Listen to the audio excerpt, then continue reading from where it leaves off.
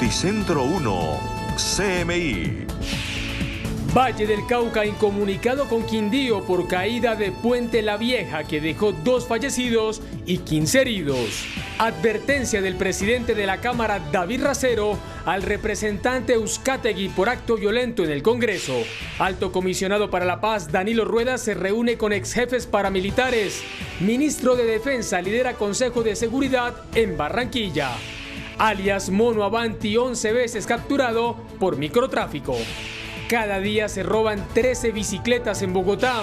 Capturan a papá por publicar fotos íntimas de su hija. Con Bianca Gambino. Buenas tardes, bienvenidos a Noticentro 1 CMI. Autoridades del Ministerio de Transporte inspeccionan las posibles causas del derrumbe del Puente La Vieja, que dejó 2 personas fallecidas y mantiene incomunicados al Valle del Cauca con Quindío. Valentina Villegas, buenas tardes. ¿Cuál es la situación para los viajeros? Bianca y televidentes, buenas tardes. Así es, el colapso del puente del río La Vieja ya causa un fuerte impacto en la conectividad del Valle del Cauca, no solo con el Quindío, sino también con el resto del país. Alrededor de 900 vehículos que salen desde el terminal de transportes de Cali se desplazaban por el puente vehicular La Vieja, transportando alrededor de 10.000 pasajeros, por lo que desde el Servicio Público Intermunicipal han tenido que buscar alternativas para desplazarse desde el Valle del Cauca hacia el resto del país. En este momento hay 2 rutas alternas, la principal para vehículos grandes que iría de Cali, Tuluá, Cartago, llegando hasta Pereira y ya de Pereira conectándose con el Quindío. Una ruta pequeña, digamos, para vehículos de menor capacidad, es por esta misma vía, llegando hasta Cartago, subiendo hasta Alcalá y pasando por ahí al Quindío. Estas rutas alternas significan un aumento de costos para las empresas de transporte, por lo que puede existir una amenaza de incremento en el precio de los tiquetes. Son 3 galones de ACPM, son 2 peajes, eso suma aproximadamente 80.000 pesos. Entonces yo creo que se podría incrementar o que ayuden con un poco a solventar ese gasto. Sin embargo, la prioridad continúa siendo la seguridad de los viajeros en las vías, por lo que desde el terminal de transportes de Cali se hizo una solicitud al gobierno nacional. Y nosotros creemos que hoy todos los gobiernos a todos los niveles deberían estar revisando y realizando un análisis estructural y patológico de todos los puentes en el país para que esta situación no se vuelva a presentar. El desplome de este puente que comunica el Valle del Cauca con el departamento del Quindío lamenta la pérdida de 2 vidas y podría significar además un fuerte golpe para la economía del Valle del Cauca. Por el momento, el terminal de transportes de Cali se encuentra poco transitado y las personas que planeaban viajar hacia esa zona del país han decidido no hacerlo. Y cambiando de tema, un joven caleño y su padre murieron en un accidente de tránsito en Estados Unidos. Ahora la familia está en busca de una visa humanitaria para darles el último adiós.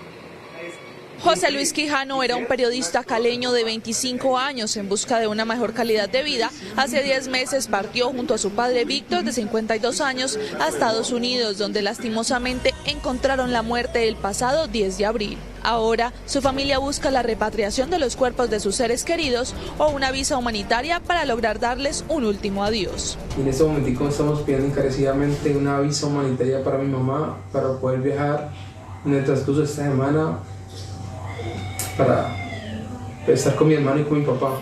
José Luis había trabajado como periodista del canal Telepacífico en la capital del Valle y quienes lo conocían lo destacaron como un joven generoso, noble y con mucho talento.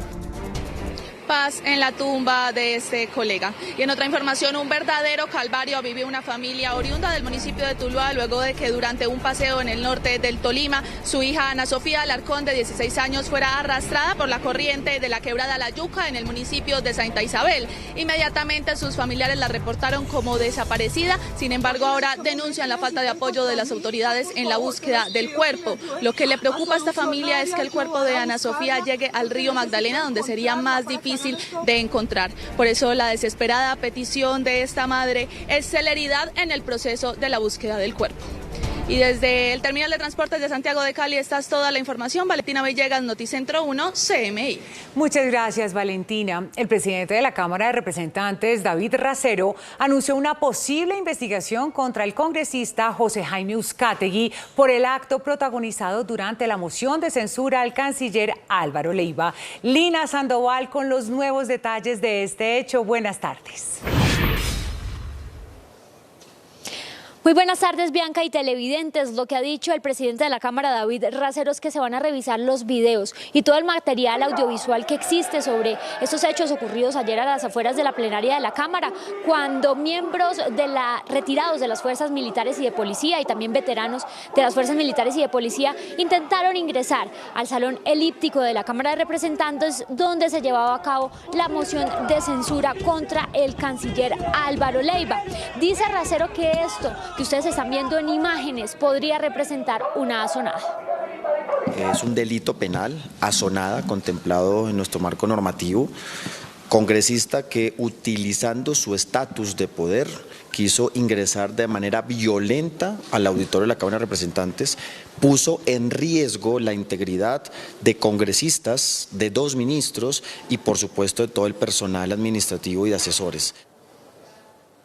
Cuando el presidente de la Cámara, David Racero, habla de un congresista que, según él, intentó abusar de su poder, se refiere al representante a la Cámara, José Jaime Uzcategui, pues fue este representante el que citó a un evento que estaba llevándose a cabo enfrente de la plenaria de la Cámara. Todas estas personas estaban participando de una condecoración a víctimas y miembros de las fuerzas militares retirados. Estaban en una condecoración y de esa condecoración habrían pasado ahí a las afueras del salón elíptico para pedir justicia por víctimas de las fuerzas militares, por los policías que han sido víctimas de violencia, e intentaron ingresar al salón elíptico de la Cámara de Representantes. Entonces, por esta razón, el presidente Racero dice que habría lugar a denuncias por estos hechos.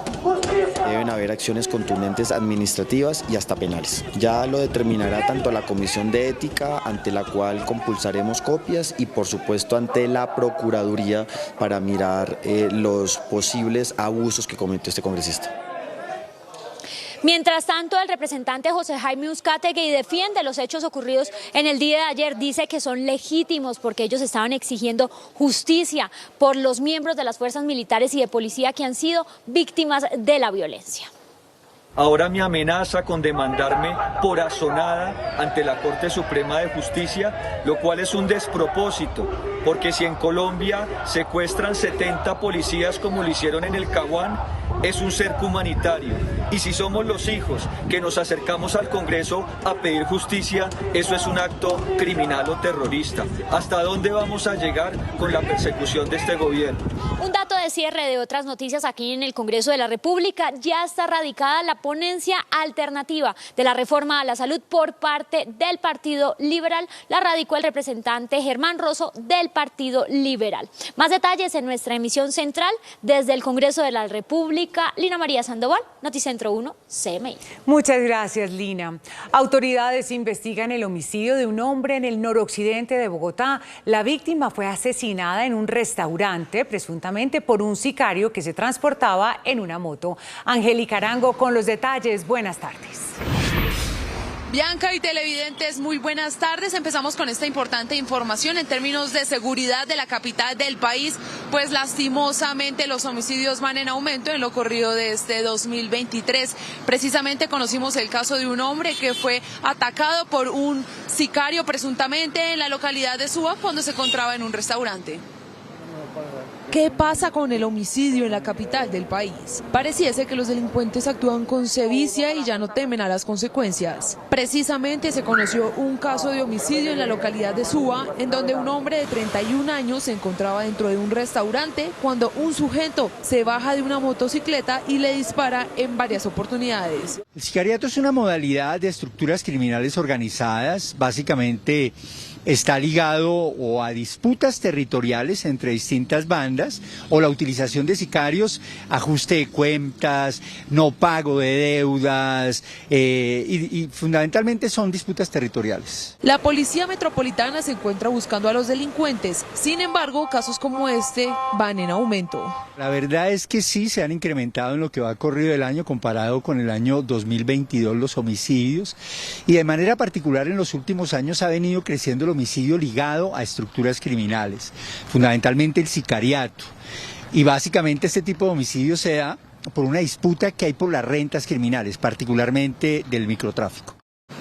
Cambiamos de tema porque la Policía Metropolitana de Bogotá entregó una preocupante cifra, pues alrededor de 13 bicicletas son robadas diariamente en la capital del país.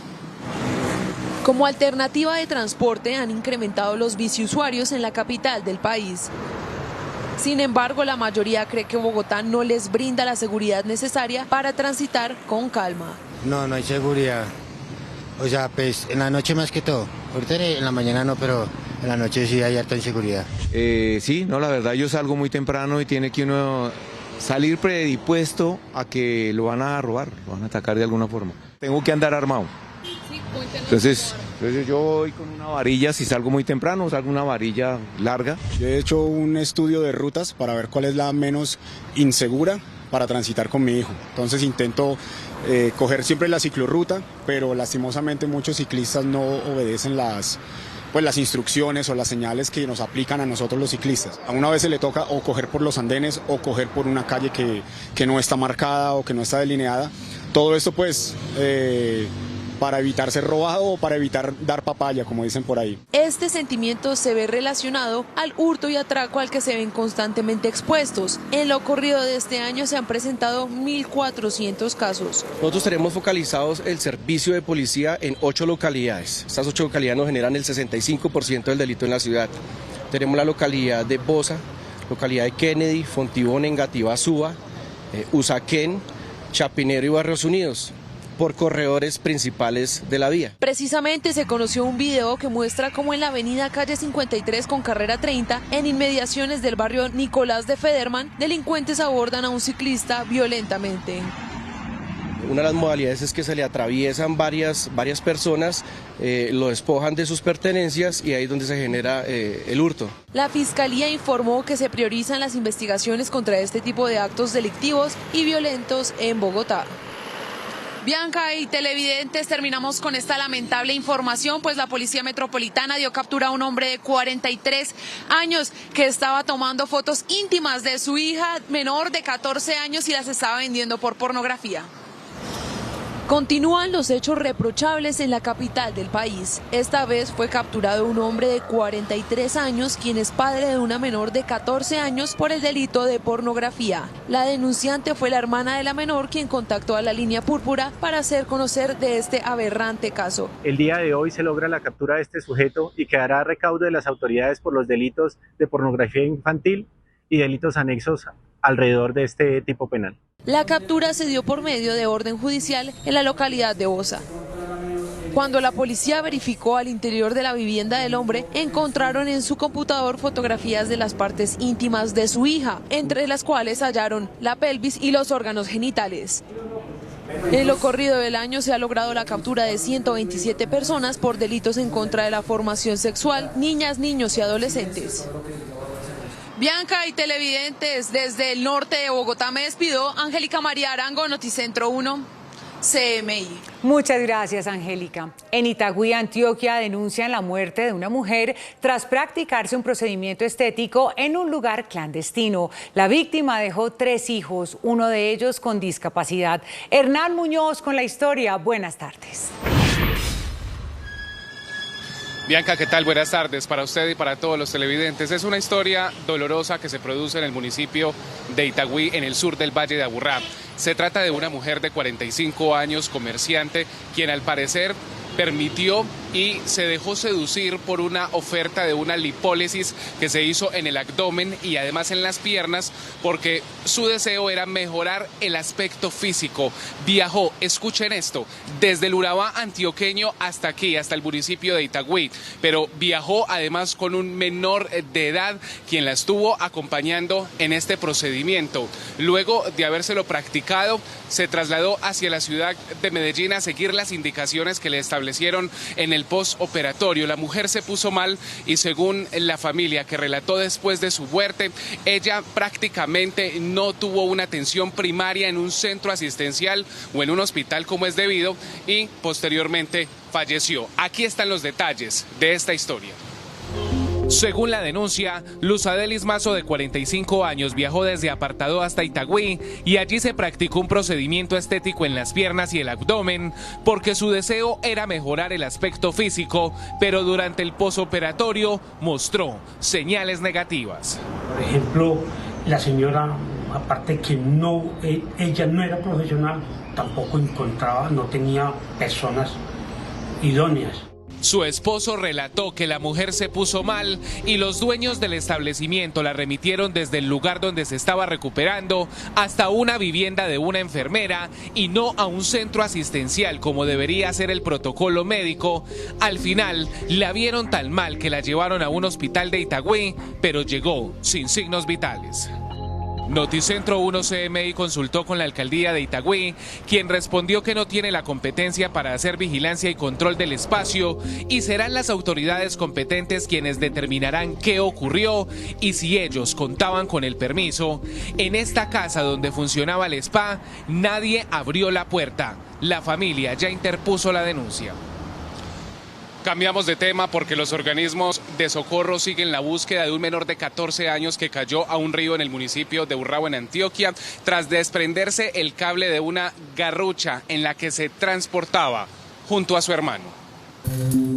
Según las autoridades, un menor de 14 años y su hermano cayeron al río Penderisco de la vereda Amparrado de Urrao, Antioquia, cuando el cable de la garrucha artesanal en la que se transportaban se rompió. Es una situación muy triste, es una familia de 7 hermanos que hace aproximadamente un año se les murió la mamá y ellos al pasar una garrucha que constantemente pasan para sus labores, uno de los hermanos cayó al agua y en ese momento no lo hemos encontrado. Al parecer, el menor fue arrastrado por la corriente del río y la búsqueda no ha sido fácil por las condiciones geográficas. La zona es la zona alejada del municipio, zonas selváticas, digamos que para movilizarse del casco urbano hacia el sitio son 4 o 8 horas de camino, digamos la trayectoria o lo largo que es la zona de la búsqueda, también la topografía. En este municipio denunciaron que 32 escuelas ubicadas en zonas apartadas reciben decenas de niños que a diario tienen que usar estos medios de transporte que ponen su vida en riesgo. Pero esta situación no solamente se vive en esta zona del departamento de Antioquia.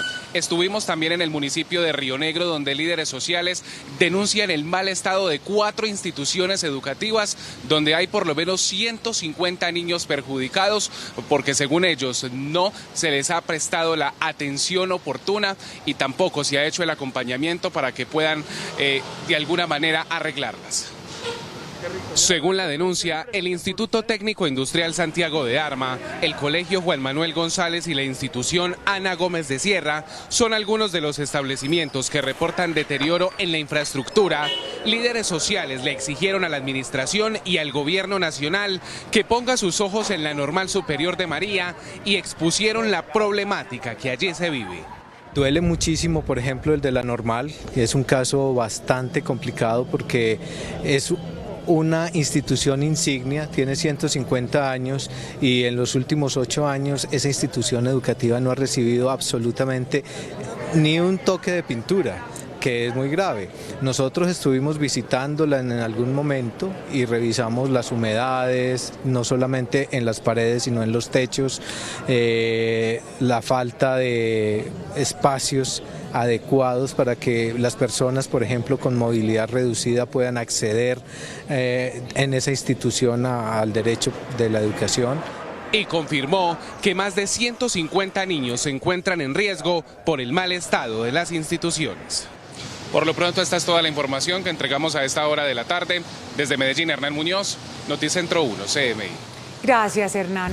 Al regresar a Noticentro 1 CMI, presidente Petro entre los 100 personajes más influyentes elegidos por la revista Time.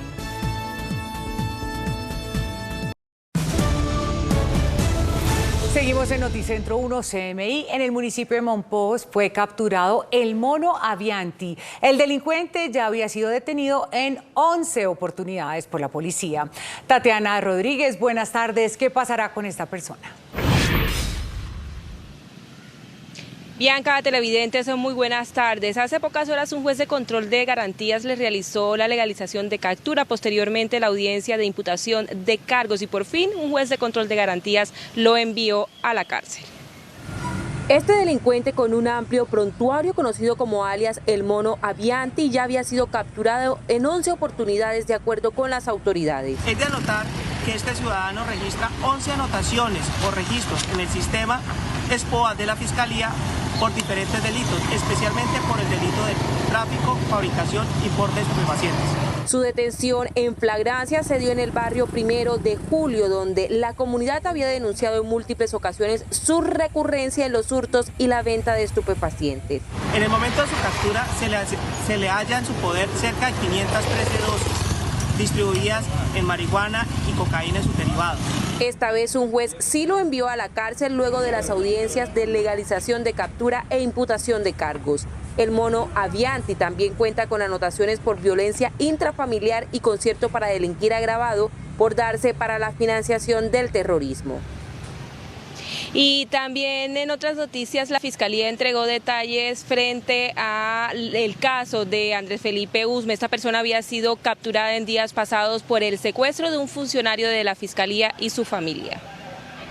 Los hechos ocurrieron el pasado 1 de abril cuando el presunto delincuente secuestró al funcionario de la Fiscalía de Medellín junto a su familia cuando se desplazaban en su vehículo. Cuando la víctima fue obligada a parar en su vehículo en un supuesto retén de las autoridades, conformado por el aparente implicado y otras 3 personas, quienes luego se identificaron como integrantes de las autodefensas gaitanistas de Colombia. Las víctimas fueron trasladadas hasta una zona solitaria en jurisdicción del municipio de María la Baja y fueron hurtadas sus pertenencias. Allí fueron privados de su libertad por más de 3 horas y les hurtaron la camioneta en la que se desplazaban, sus equipos celulares, computadoras, joyas y otros objetos cuyo valor asciende aproximadamente a 200 millones de pesos. La captura de Andrés Felipe Usme, quien fue enviado en las últimas horas a la cárcel por parte de un juez, se dio en un centro comercial de la capital de Bolívar cuando una de las víctimas lo reconoció mientras caminaba por el lugar, hecho que causó revuelo y que se viralizó a través de las redes sociales. El hombre debió ser sacado en medio del tumulto por los uniformados para evitar que fuera linchado.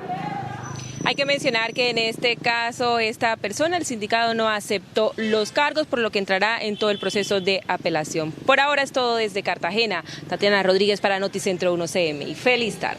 Gracias, Tatiana. El comisionado de paz, Danilo Rueda, se reunió con Salvatore Mancuso y otros excomandantes paramilitares. César Melo, buenas tardes. ¿De qué hablaron en la reunión? Hola, muy buenas tardes. Pues el comisionado de paz Danilo Rueda se reunió con varios de los jefes paramilitares que se desmovilizaron durante el gobierno del expresidente Álvaro Uribe, entre ellos Salvatore Mancuso, Diego Vecino y otros cabecillas de las Autodefensas Unidas de Colombia. En la reunión, que se extendió por varias horas, los excomandantes de las AUC trataron 2 temas centrales. El primero, el balance del sistema de justicia y paz, el sistema al que ellos se sometieron ante la justicia, y el segundo, la seguridad de los desmovilizados. Esto fue lo que dijeron. Cientos de miles de hechos en materia de búsqueda de desaparecidos, en materia de activos y bienes entregados para la reparación e incluso en materia de perdones concedidos por las víctimas. El sistema de justicia transicional denominado Justicia y Paz, o Ley 975 del 2005, es el más bondadoso y el que más resultado le ha entregado al país. Esta es la primera reunión que sostienen los ex jefes paramilitares con el gobierno nacional, pues recordemos que ellos le pidieron una audiencia pública al presidente Gustavo Petro para contar, según ellos, su balance de justicia y paz y la verdad sobre el paramilitarismo en Colombia. Esta es toda la información desde el occidente de Bogotá. César Melo, Noticentro 1, CMI. Gracias, César. La Jurisdicción Especial para la Paz citó al ex jefe paramilitar Salvatore Mancuso a una audiencia única de verdad en la que deberá hablar de sus nexos con la fuerza pública. Ana María Cuesta con el reporte. Buenas tardes. Bianca, muy buenas tardes. Los próximos 10, 11, 15 y 16 de mayo se celebrará una audiencia pública en Montería, Córdoba, con el excomandante de las Autodefensas Unidas de Colombia, Salvatore Mancuso, y la presencia de víctimas del paramilitarismo. Mancuso comparecerá virtualmente desde el centro de detención para migrantes en el que se encuentra en los Estados Unidos y deberá probar que se incorporó funcional y materialmente a la fuerza pública entre 1989 y 2004. El propósito de esta audiencia es que Mancuso realice aportes presentes, efectivos y suficientes a la verdad plena que superen todo lo que ya se ha conocido en la justicia ordinaria y en justicia y paz. En la audiencia, Mancuso deberá demostrar que se involucró como bisagra o punto de conexión entre el aparato militar y el paramilitar. De la calidad de los aportes que entregue Mancuso en esta ocasión ante la JEP dependerá que esta jurisdicción acepte su sometimiento o no lo acepte y que eventualmente le otorgue beneficios. Cabe recordar que la JEP había rechazado en el pasado el sometimiento de Mancuso, que se había postulado en calidad de tercero colaborador civil de las autodefensas, y ha trascendido que en esta ocasión desea ser testigo en el macrocaso sobre los falsos positivos. Desde el occidente de Bogotá, Ana María Cuesta, Noticentro 1, CMI.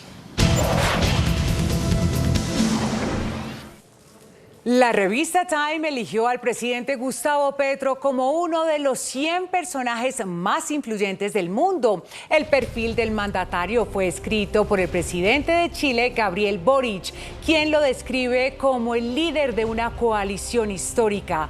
Gustavo también se atreve a hablar de temas complejos como el fracaso de la política antidrogas abanderada por Estados Unidos y la necesidad de reformarla, la justa distribución de la riqueza en su país y en el mundo, y el imperativo de cuidar el medio ambiente en el contexto de una crisis climática global.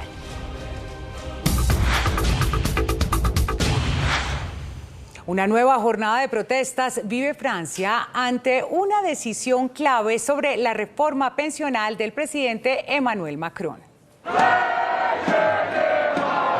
Francia vive la 12ª jornada de protestas contra la reforma de pensiones impulsada por el gobierno de Emmanuel Macron, que planea subir la edad mínima de jubilación de los 62 a los 64 años. Las manifestaciones tienen lugar un día antes de la resolución del Consejo Constitucional sobre la validez del proyecto de ley y sobre si acepta o no un referendo en la ciudadanía que podría derogarla. Los miles de manifestantes en París marcharon por diferentes calles, portando bengalas y pancartas. Además, no hay servicio de recogida de basuras en la ciudad, se presentan huelgas en las refinerías y bloqueos del tráfico fluvial en el río Rin.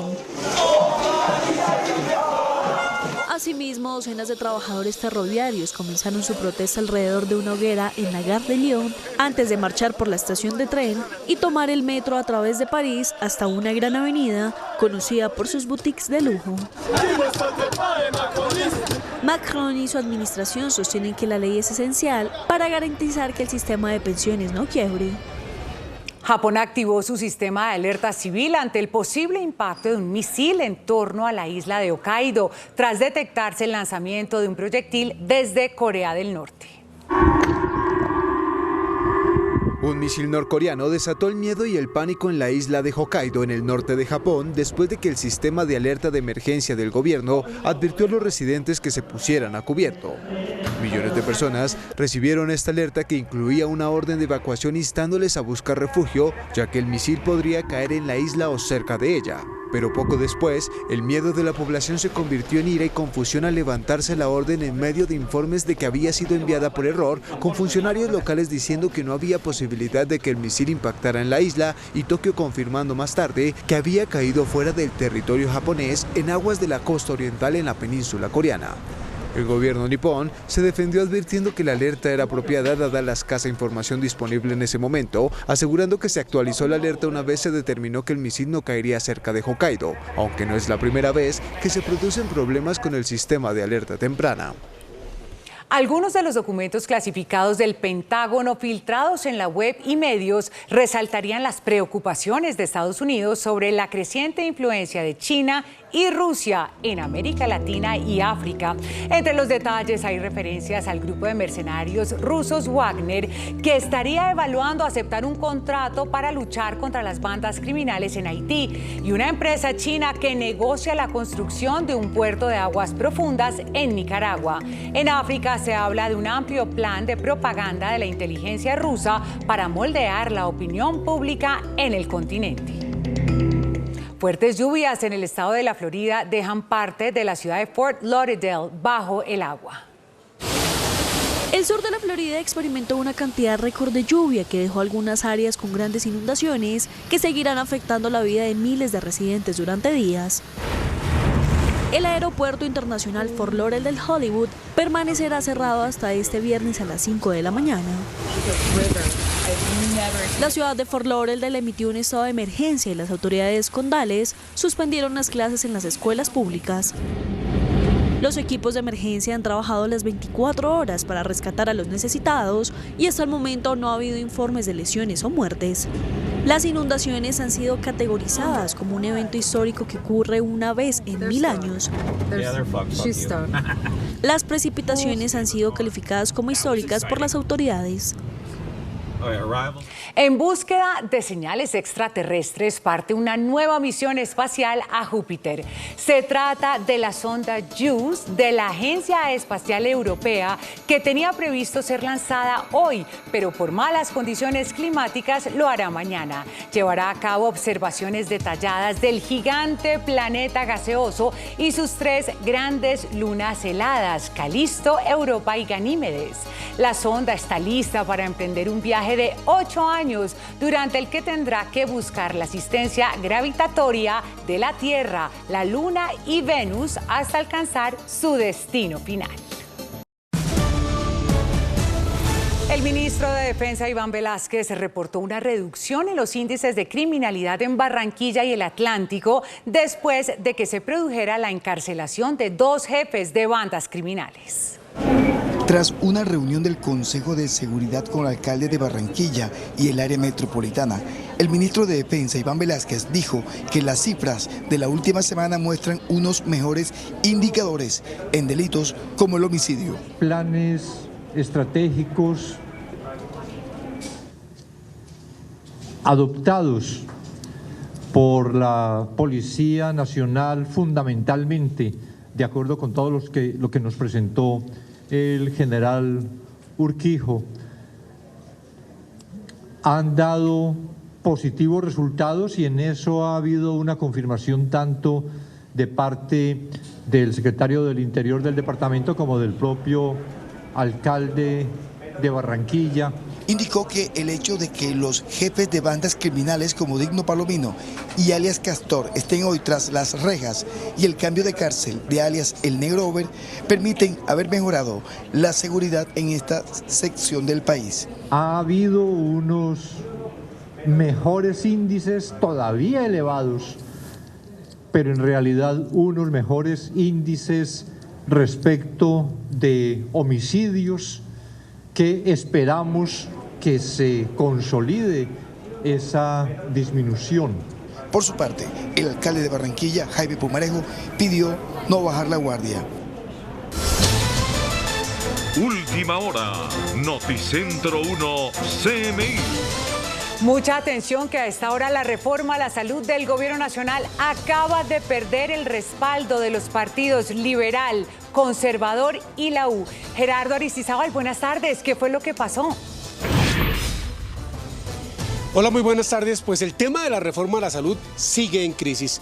¿Por qué? Ha habido una reunión entre los presidentes del Partido Liberal, el expresidente César Gaviria Trujillo, la presidenta del Partido de la U, Dilian Francisca Toro, y el senador Efraín Cepeda, quien nos acompaña hasta ahora, presidente del Directorio Nacional Conservador, jefe del Partido Conservador. Dicen ellos, los tres presidentes, que el gobierno no acoge las proposiciones que ustedes presentaron en bloque. ¿Y qué pasa entonces con la reforma a la salud? Senador Cepeda, buenas tardes. No, imagínense que solo se acogió el 27% de las proposiciones, o sea, solo 36. Se rechazaron 98. Y de las prioritarias, las de fondo, se acogieron solo 19 de las 95, o sea, algo así como el 19%. En esas condiciones, el Partido Conservador deberá votar negativamente la ponencia en las comisiones séptimas, y de aquí al martes persiste la posición de la ministra de Salud, Carolina Corcho, de seguir desconociendo los acuerdos que hemos pactado en diferentes reuniones en la mesa de diálogo, incluso acogidas por el presidente de la República y acogidos por el ministro del Interior, Alfonso Prada, pero la ministra pues no ha querido plasmarlas en el articulado. Persiste una posición de su visión unilateral, y así el Partido Conservador no acompaña la reforma. ¿Qué es lo básico? Usted hablaba del sistema de salud mixto, es decir, entre público y privado, y que la ministra no plasma eso, que lo vuelve estatal. Claro, entonces persiste en un sistema estatal, en que no habrá libre escogencia, que persiste en unos fondos absolutamente burocratizados. Las gestoras de salud y vida pues se extinguen definitivamente, no siguen funcionando. Se pretende que la ADRES haga las auditorías de las cuentas, no tiene experticias. Entonces, ¿qué se está persiguiendo? Que la ADRES contrate con empresas privadas cuando las gestoras de salud y vida lo pueden hacer porque tienen esa experticia. Son algunos de los temas de fondo pues, que realmente nosotros no podemos acompañar. O sea, el modelo mixto no se acoge, de manera que no hay votos del Partido Conservador. La frustración del presidente del Partido Conservador, entonces, luego de esta reunión vía virtual que sostuvo con los presidentes del Partido Liberal y de la U. A propósito de eso, la ex senadora Dilian Francisca Toro sostendrá una reunión también virtual con la ministra Carolina Corcho para intentar a ver si sí acoge las proposiciones que rechazó en primera instancia, como lo acaba de comentar el senador Efraín Cepeda, o si no, el martes las tres agrupaciones políticas le dirían no a la reforma a la salud. Esta es toda la información que se produce por el momento desde el Ministerio del Interior. Gerardo Aristizábal, Noticentro 1, CMI. Hasta aquí Noticentro 1 CMI. A continuación, Magazine 1, y a las 8 de la noche una nueva emisión de noticias. Feliz tarde. Sí,